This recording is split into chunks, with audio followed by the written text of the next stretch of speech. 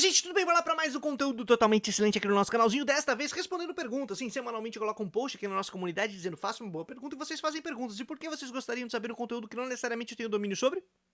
Eu não faço a mínima ideia, você deveria rever os seus conceitos de todo modo. Meu nome é Bruno Reikdal, eu sou doutor em Economia Política Mundial, mestre em Filosofia, graduado em Filosofia, profissional em Educação, formado em Teologia, também aqui trabalho na Educação Popular, além de ser pai, companheiro de uma mulher maravilhosa, militante editor da revista Zelota e produtor aqui de conteúdos no nosso canalzinho. Se você gosta do tipo de trabalho que a gente faz, não esquece de curtir esse vídeo, comentar para já espalhar a palavra por aí, dar uma olhadinha na descrição do vídeo, porque lá nós temos a chave do Pix, e vai que tá sobrando uma merreca aí, você pode apoiar o meu trabalho. Também considere ser membresia da nossa comunidade, de novo, pequena, mas resistente, e que a gente tem conteúdos exclusivos semanais para você, além dos cursos que eu tenho ofertado e disponibilizado por aqui. Se nada der errado, tá chegando agora um curso sobre Teologia da Libertação. Falando nisso, se vocês gostam desse tema, moram na cidade de São Paulo, agora no dia 15 de abril de 2025, que é em algum tempo, em algum momento, não sei que hora que você está assistindo isso aqui, nós estaremos ali na Tapera Taperá, eu e André Canaciro, também da revista Zelota, falando sobre Teologia da Libertação. Eu vou colocar aqui o canal da Tapera Taperá na descrição do vídeo para que vocês que não estejam aqui em São Paulo possam acompanhar também online, caso interesse o tipo de debate para vocês, porque será um evento transmitido. Tudo bem? Depois desses longos avisos, dessa longa pernada, nós vamos responder as perguntas, praticando a tudologia opinológica generalizada, tal qual os pastores fazem. Eu não sou o pastor, mas de todo modo o farei, mas de maneira honesta intelectualmente, porque eu só vou responder aquilo que eu sou capaz de falar. Se não, eu deixo quieto ou falo, não sei, porque é o correto. Tudo bem? Bora lá, minha gente! Primeira questão! Bruno, oi. Você pode fazer uma leitura da obra de Engels do socialismo utópico ao socialismo científico? Posso, afinal, sou alfabetizado e recomendo que quem é também o faça. De todo modo, eu entendi a proposta para a gente poder fazer uma leitura aqui no nosso canalzinho. Assim que a gente terminar a leitura comentada, linha a linha, do Manifesto Comunista, como nós estamos fazendo aqui, semanalmente, todas as terças-feiras, sai um videozinho aqui no canal, caso você goste de se programar, tem esse toque com agendas e quer saber, nossa, quando sai o conteúdo da leitura do Manifesto Comunista linha a linha, feito ali no canal do Bruno? Bom, todas as terças-feiras. Então, terça-feira eu vou lá, dou uma olhadinha. Os vídeos estão saindo normalmente 1h15, para você ver que você pode ser muito preciso aí no acompanhamento desse conteúdo. A gente está fazendo esse trabalho, tem uma playlist aqui abaixo, já deve estar no 9 vídeos em que a gente está lendo. Entramos agora na segunda parte do manifesto e a gente está desmistificando um monte de coisa, fazendo comentários sobre nossa conjuntura, nosso tempo. Assim que a gente terminar esse trampo, aí eu acho que ia ser muito massa, e talvez faremos, de seguirmos para a conversa dessa obra de Engels, perdão, do socialismo utópico ao socialismo científico. Pode ser muito interessante. Obrigado pela dica, camarada. Segunda questão. Bruno, oi. Na sua opinião, existe espaço para o calvinismo e suas consequências teológicas? Entre parênteses. Pecado original, predestinação, etc. Ponto de interrogação. Existe. Tanto que eles ocupam e fazem isso. Mas eu entendi a pergunta, obviamente. Perdão, camarada, não podia perder essa oportunidade de praticar um humor terrível e de péssima qualidade.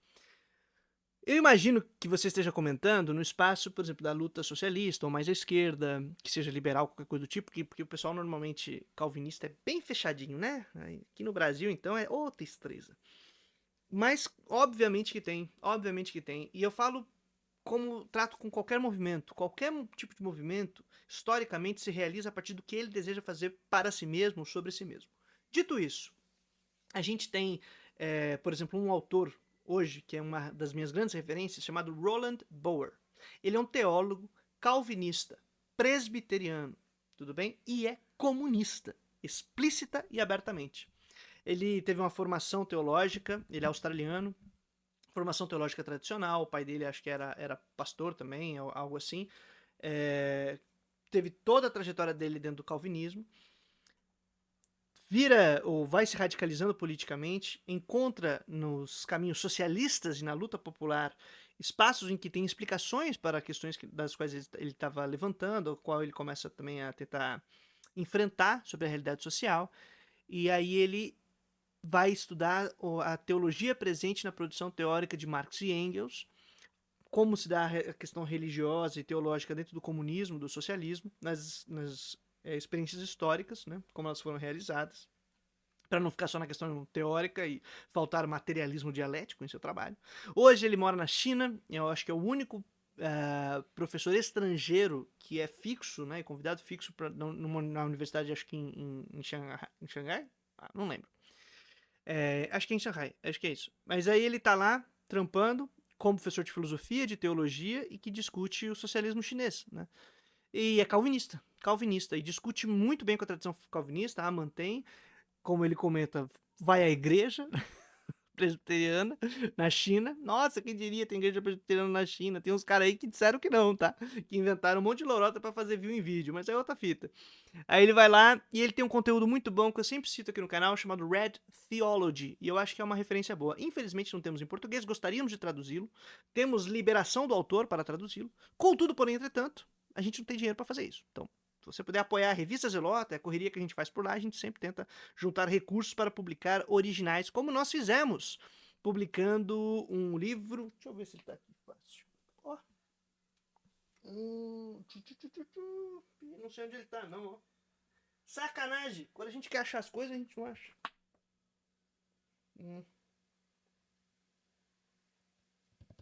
Infelizmente não vou achar, mas quando eu achar eu coloco aqui. Que é o Antologia Anti-Idolatria, que a gente trouxe originais da Teologia da Libertação.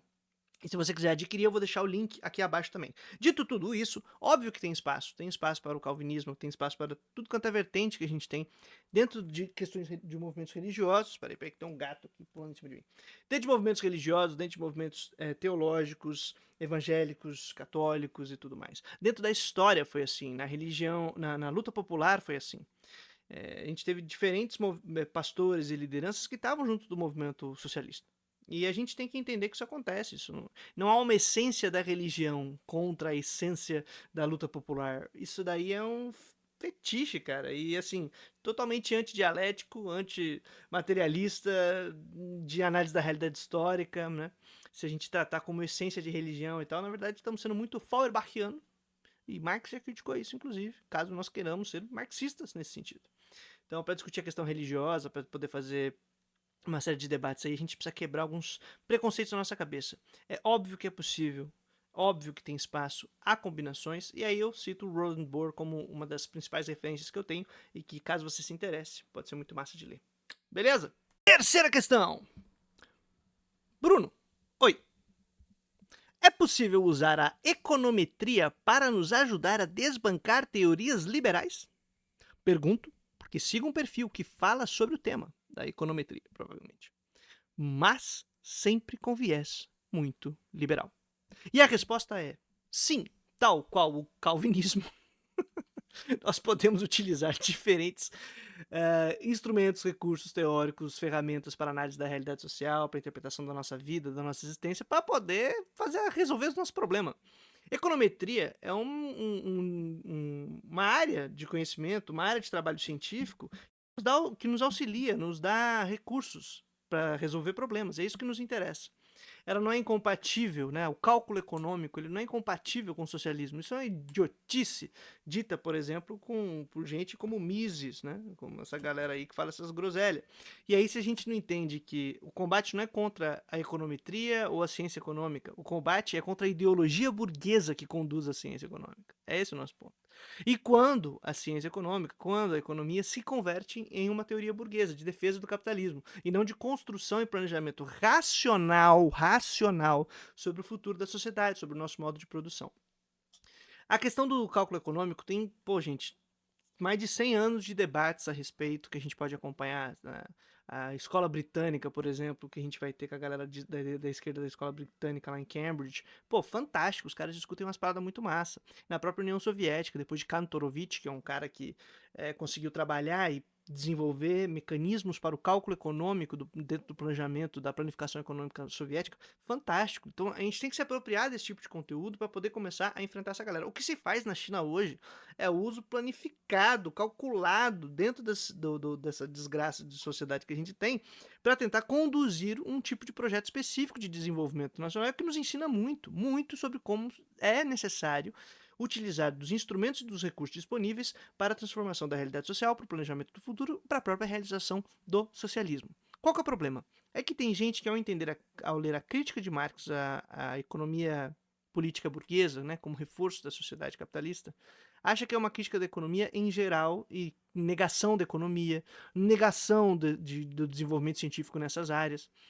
E não é, né? No final do século XIX, começo do século XX, mas especialmente no final do século XIX, constrói-se uma base dentro do pensamento burguês, por exemplo, que Marx chama já de economia vulgar, que vai dar nos neoclássicos, na revolução chamada Revolução Marginalista, que vai desenvolver muito do que se utiliza hoje como econometria, a separação da economia, uma separação quase fictícia da economia, das demais áreas da vida. Então, assim como a matemática seria uma ciência exata, assim como a física seria uma ciência exata nesse sentido duro, mecânico do negócio, a economia também seria. Então só seria ciência verdadeira se ela funcionasse sobre um padrão específico dentro de uma calculabilidade específica, sem considerar outros fatores. E essa calculabilidade não é calculabilidade, por exemplo, utilizar o uso ótimo dos meios para obter um fim, dentro de diferentes projetos. É a calculabilidade que só é realizada dentro do mercado, como se o mercado fosse o único âmbito em que você pode aplicar métricas econômicas com o objetivo de lucro, de ter aumento, de ter ganhos de capital e tal. Então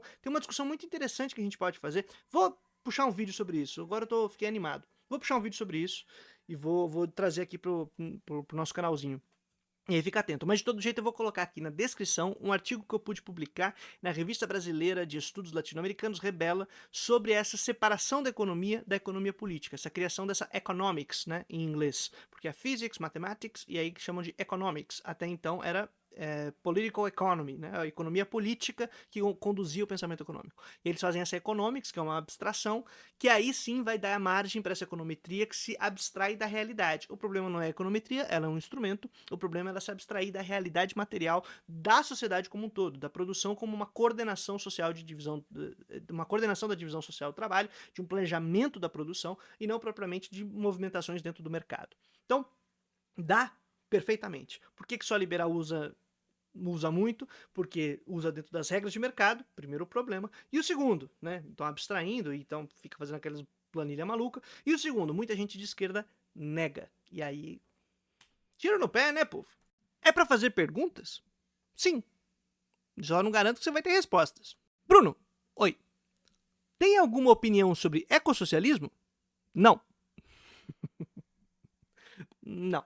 Agora, um cara que eu leio muito, que é o Michel Louvi, ele é um ecossocialista, por exemplo. O que me interessa?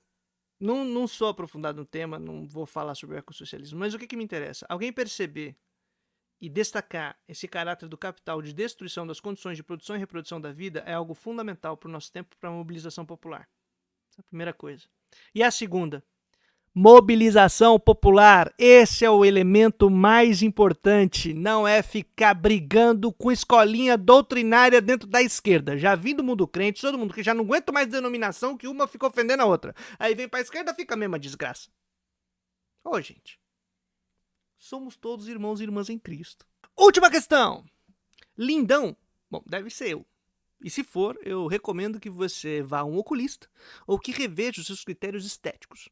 Tudo bem? Então, fica aí a dica, camarada. Como explicar o fato de que próceres da argumentação como Ed René, Pastor Henrique Vieira, Antônio Carlos Costa e você, eu, tem origem em denominações tradicionais? No meu caso, é uma semi-origem em denominações tradicionais, porque vem do meio pentecostal, que é Amazônia, como todo mundo sabe. E no processo aí do desenvolvimento da minha espiritualidade, a igreja a qual eu pertencia foi se progressistando e liberalizando. Então eu tive oportunidades de contato com um mundo muito mais interessante do que o tradicionalzão. Então talvez eu não me encaixe nisso, além do fato de eu não ser pastor, diferente dos outros 3 citados, e também de que eu não faço ideia do que seja próceres. Então, vamos lá. Né? Falha minha. Na interpretação eu vou chutar que o contexto vai ajudar. Será que a ortodoxia e algum fundamentalismo não faz mais bem do que pensamos? Boa pergunta. Agora eu estou entendendo. Fique à vontade para corrigir minha pergunta se estiver mal elaborada. Não, ela está muito bem elaborada, é falha minha não saber o que é próceres. Mas eu imagino que seja uma coisa boa, né? Alguém que saiba argumentar. O que me assusta um pouco, porque você disse que eu sei. Então, tenho que rever aí se eu estou fazendo o meu trabalho direito. Porque eu queria estar argumentando mal para poder ser criticado e a crítica daí vira engajamento pro canal. Você fala, o pessoal não gosta, fala mal, deixa brecha, os caras vêm, o inimigo aproveita as brechas e vai lá arrebentar o nosso canal. Brincadeira. Mas bom, cara, olha que interessante, gostei de você ter trazido esse ponto, do papel que uma formação tradicional, de que um ambiente pode desempenhar na nossa construção. A questão é que as contradições que nós vivenciamos, e aí é uma opinião, né? Então, opinologia! As contradições que nós vivenciamos no nosso dia a dia, elas não são teóricas abstratas, né? Não um debate de ideias e valores que a gente entra, então, numa lógica formal e percebe um desvio da argumentação, e aí você fala, fui pego de sopetão por esta construção de preposições e conclusões equivocadas. Não.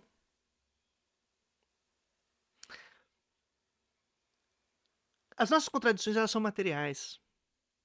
Tem a ver com a nossa história, com a nossa comunidade, com os conflitos que a gente tem que enfrentar, com os processos de desenvolvimento que se dá nas relações e interações humanas, entre as instituições, as comunidades, entre as pessoas da comunidade, entre as pessoas que ocupam cargo de execução de poder dentro de uma instituição, entre elas e entre a comunidade. É uma complexidade de situações. A igreja em relação ao mundo, né? Então, você vivencia certas experiências no mundo, outra na igreja. E aí o teu cérebro vai virando, né?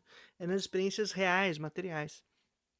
Para mim, por exemplo, entender o problema estrutural da igreja não foi uma questão teórica, foi ver as contradições entre determinados discursos, a realidade prática e o meu papel sendo desempenhado na igreja. Eu entendendo o que eu estava fazendo.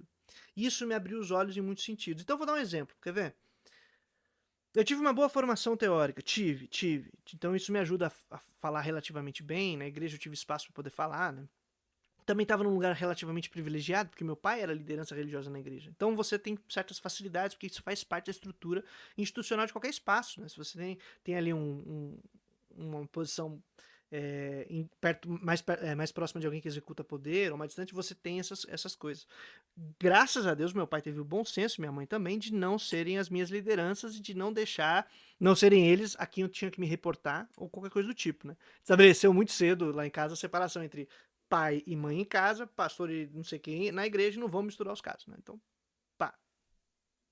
E isso foi muito bom, né? Deu muitos conflitos, deu muita treta, porque, mano, imagina, né? Se é um moleque lá e critica a função dos pastores, se seu teu pai tá no meio, ele entra no bolo e toma ali. E aí, casa na igreja e vai acontecendo, né? Tudo bem, dito isso. Essas experiências de poder estar em papel de liderança, de poder discutir, de poder ver as contradições reais entre o que se diz e o que se faz, dentro da própria dinâmica do que se faz, abriu os meus olhos. E eu imagino que para muitas pessoas também seja assim. Eu tô aqui universalizando, por isso que é uma opinologia. Mas eu contei em algum vídeo aqui no canal, lá no comecinho, quando começou o canal, então tá em algum lugar solto por aí, uma história que eu vou contar agora para vocês, recontar. Primeira vez que eu entendi, eu tive uma crise forte de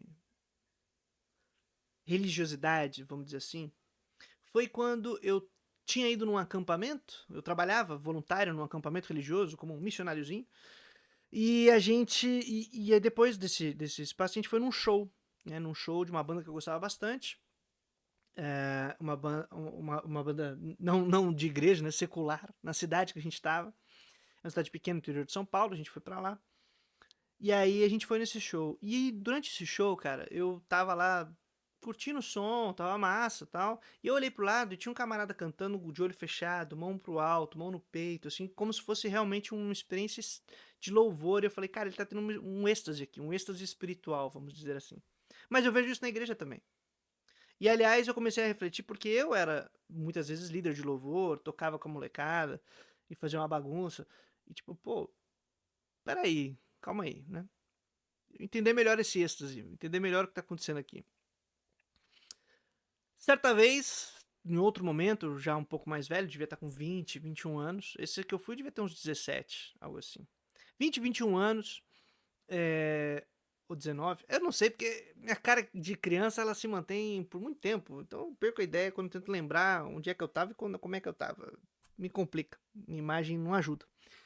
Mas eu lembro muito bem de ter ido passar, já não estava mais trabalhando como voluntário propriamente nesse lugar, mas eu visitava lá para passar as férias, às vezes uns dias, uma semana, 5 dias. Ficava com os moleques lá, com os amigos voltava. A gente tava junto.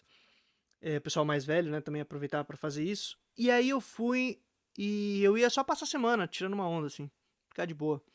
E aí o cara que era líder do louvor, pastor, tal, pá, ele machucou a mão. Machucou a mão.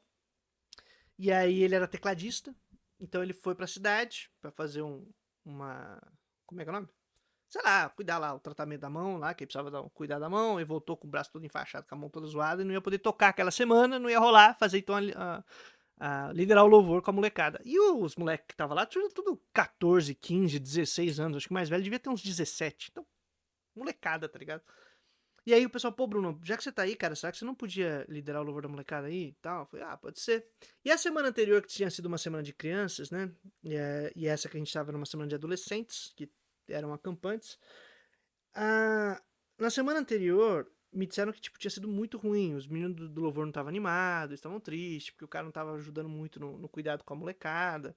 Tava sendo meio grosseiro. Então ele tocava e falava, vem atrás aí e tal. Então não tinha sido um negócio muito legal, mas tal. E aí, nesse dia, à noite, num domingo, não vou esquecer, isso, à tarde o cara se machucou, aí eu chamei a molecada que ia tocar no louvor pra gente ensaiar 3 músicas, bem ensaiadinhas assim, pro domingo à noite, período curto. Eles chegaram, eles estavam meio pra baixo, troquei uma ideia com eles pra gente poder, pô, vamos se ajudar, fiquem em paz, né? Eu também não sou um músico muito bom, sou amadorzão, mas a gente vai se ajudar, a gente vai construir uma coisa legal, fiquem tranquilos, é pra gente desfrutar, não é pra gente fazer uma grande execução, e a gente vai fazer o que a gente consegue, né? E aí eu preparei arranjos muito simples, mas que eu sabia que, tipo, pô, são arranjos pop simples, mas que funcionam, são legais, vai dar um ambiente gostoso. E nisso a gente começou a tocar. Ensaiou, a molecada ficou animada, tava mais segura, tava mais confiante e veio comigo. Aí a gente tá tocando à noite. Aliás, era segunda-feira, ó. Segunda-feira à noite. Isso no domingo eu tinha chegado, mas não tinha participado de nada. Na segunda eu fiz isso. E aí, eu falei. Aí, teve uma hora que a gente puxou a música e eu ouvi a comunidade cantando. E estavam cantando com muita vontade, tava muito bonito o coral das pessoas, né? Então eu tô de frente para elas, eu tô ouvindo. O espaço que a gente ficava no espaço inclinado e o palco ficava a gente nem subia no palco, né? A gente ficava na parte mais embaixo. Então o som, eu ouvia o som da galera muito bem. Ele vinha assim meio que de cima para baixo, né? E eu ouvia muito bem. E eu tava ouvindo e o coral das pessoas cantando a música tava muito bonito, tava muito legal. Tinha gente que sabia abrir voz, então tinha feito, né, aquela abertura de voz legal. E, putz, aí então imagina, né? Tinha, sei lá, umas 120, 130 pessoas cantando num espaço pequeno, abrindo voz, uma acústica que tava legal naquele dia. E aí, quando eu percebi isso, eu olhei pra molecada e dei alguns pequenos comandos enquanto eu cantava, que eles sacaram, porque a gente tava numa sinergia legal, de que a música ia subir, né? A gente ia levar ela lá pra cima e, pum, interromper. Na hora que a gente interrompesse na puxada do refrão, ia vir só a voz da galera cantando com aquela com todo o pulmão, né? E isso a gente fez. Então eu olhei, saquei, troquei essa ideia rápida só com os olhos, né? A gente se entendeu, o pessoal subiu, parou. Na hora que parou, veio a voz da galera. Mó bonito. Muito bonito, muito bonito. E a gente se emocionou, as pessoas se emocionaram. Só que quando eu tava fazendo isso, que eu percebi que isso aconteceu, eu falei, cara, eu conduzi essa parada toda. Quando eu conduzi essa parada toda, eu entendi o poder que eu tinha naquele momento. E eu entendi que se eu, com, não sei se 19, 20 ou 21 anos, saquei isso naquela hora e nessa dinâmica, um pastor mais velho do que eu também sabe. Um líder de louvor sabe fazer isso também. Dá pra construir essa situação. E pra mim tá tudo bem, tá? Eu não tenho crise com isso. Eu acho que nós precisamos de momentos de catarse espirituais, de sinergia, de estar junto, de cantar junto, de se permitir desfrutar disso que a gente chama do Espírito do Senhor, de Deus, estar no nosso meio, da gente animar com a vida, curtir essa vida, da gente cantar com toda a força do planeta, em comunidade, ouvindo a voz um do outro. Pô, isso é fundamental, cara. O ar comunitário, esse espírito comunitário, essa coisa que é uma bênção, uma coisa maravilhosa da nossa vida. Eu sou muito, muito, muito a favor de que a gente faça. Mas de que todo mundo esteja ciente do que a gente tá fazendo, entendeu? Nesse dia eu falei, cara, pra mim mesmo, juro pra vocês, eu comecei a pensar, eu tenho que distribuir os instrumentos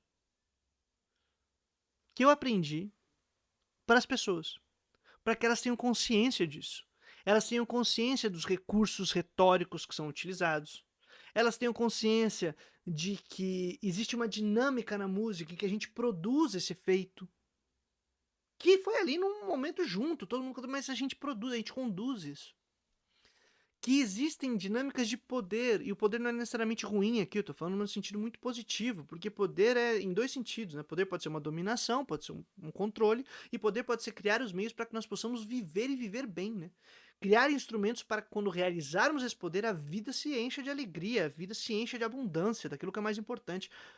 Então, esses mecanismos, eles existem, essas coisas são criadas, a gente consegue trabalhar elas, pensar sobre elas, e se eu saquei, esses caras, essa galera, essa liderança também saca, só que não abre o jogo. Tem que começar a abrir o jogo. E isso também vem muito do que eu tive de experiência de leitura popular da Bíblia, que é distribuir ferramentas para as pessoas lerem a Bíblia que perderem o medo de enfrentar o texto, perderem a dependência do pastor, do especialista, e que elas possam cada vez ler melhor, em comunidade, juntos e tal. Então tudo isso foi se combinando.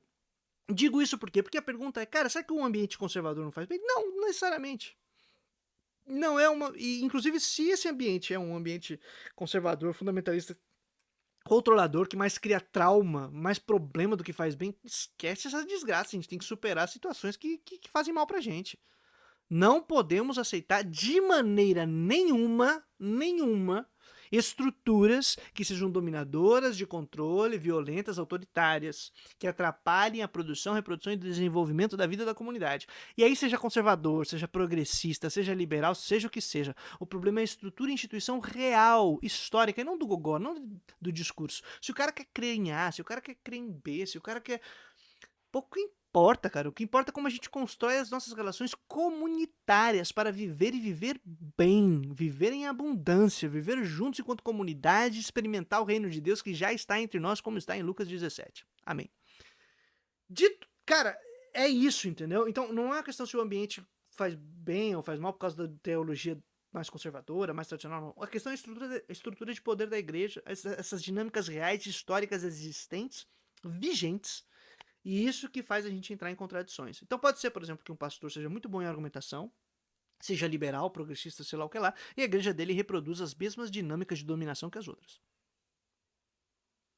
Esse ambiente faz mal pra cacete. Entendeu? E é a mesma coisa, o ambiente conservador faz mal pra cacete. Ah, mas saiu o cara lá que depois que ele passou por isso, as coisas boas que ele tá fazendo. Mas é coisa boa para não ter mais, né? Ele não quer que continue reproduzindo. Então não, cara, se a gente percebe que tem desgraça, a gente tem que mudar ela. Percebe que tem problema, tem que ter transformação. Não fazer que nem os babaca estão fazendo hoje, de que agora que o tema de... Pra quem é da bolha crente, né? O tema de abuso espiritual veio à tona por uma questão de um camarada que a gente já fez react aqui no canal, exatamente por essas babaquice, canalice que o cara transforma em dogma doutrina, e tem práticas muito complicadas, né? E agora o pessoal percebeu que se você critica a autoridade do pastor, esse negócio, ele não pode mais ser abusivo. E aí um monte de pastor tá ficando maluco pra dizer, ó, gente, mas não é bem assim também, veja bem, veja bem, veja bem, veja bem. E não, cara, se a gente percebeu que tem problema, a gente tem que acabar e tem que mudar, não pode aceitar não. Tem que transformar esta bagaça. E para isso nós estamos aqui, beleza? Então eu espero ter sido útil nessa resposta para você. E por fim, minha gente, eu vou deixar aqui na descrição uma playlist para você ouvir, e tem que ouvir ela inteira, hein? Inteira, são 13 vídeos que você vai ouvir ela inteira para se divertir um pouco, aliviar um pouco a alma, tirar uma onda com brincadeiras e humor para quem gosta de humor musical. Vou deixar aqui na descrição do vídeo, vocês ouvem lá e depois a gente troca uma ideia, beleza? Eu acho que vocês vão curtir. De todo modo, seguiremos por aqui trazendo a boa nova todo dia útil até a vitória final. Valeu, minha gente!